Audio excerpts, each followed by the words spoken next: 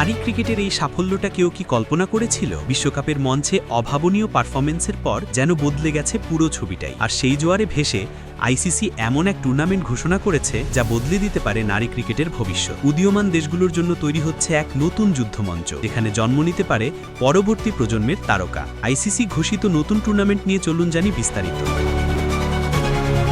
ভারতে অনুষ্ঠিত সাম্প্রতিক নারী বিশ্বকাপ ক্রিকেট শুধু রেকর্ডই ভাঙেনি, বদলে দিয়েছে বিশ্বজুড়ে নারী ক্রিকেটকে ঘিরে থাকা দৃষ্টিভঙ্গিও।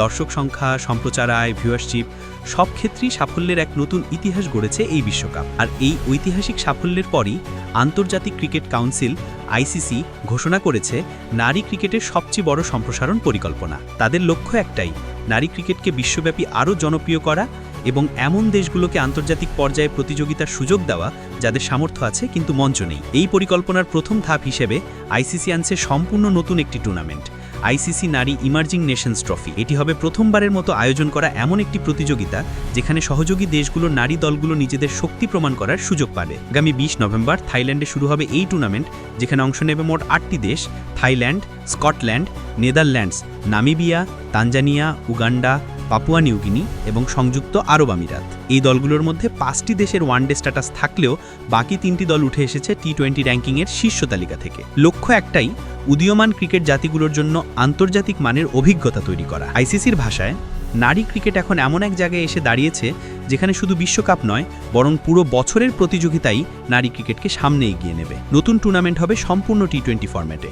প্রতিটি দল রাউন্ড রবিন পদ্ধতিতে একে অপরের মুখোমুখি হবে একবার করে।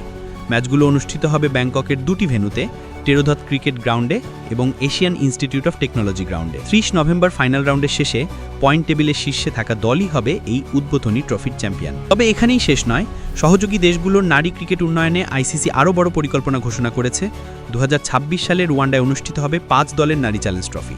আর 2027 সাল থেকে শুরু হবে আরও একটি নতুন 8 দলীয় প্রতিযোগিতা, যেখানে সহযোগী দেশগুলো মুখোমুখি হবে বিশ্বের শীর্ষ দলগুলোর বিরুদ্ধে। অর্থাৎ এই 3 স্তরের নতুন কাঠামো নারী ক্রিকেটকে নিয়ে যাবে এক নতুন উচ্চতায়। বিশ্বকাপের সাফল্য শুধু দর্শক সংখ্যা বা আয়ের দিকে নয়, বরং এমন দেশগুলোর মধ্যেও আগ্রহ জাগিয়েছে যারা এখনও ক্রিকেটের মূল স্রোতে নেই। আর আইসিসির এই উদ্যোগ সেই স্বপ্নগুলোকে বাস্তবে রূপ দেওয়ার প্রথম সোপান।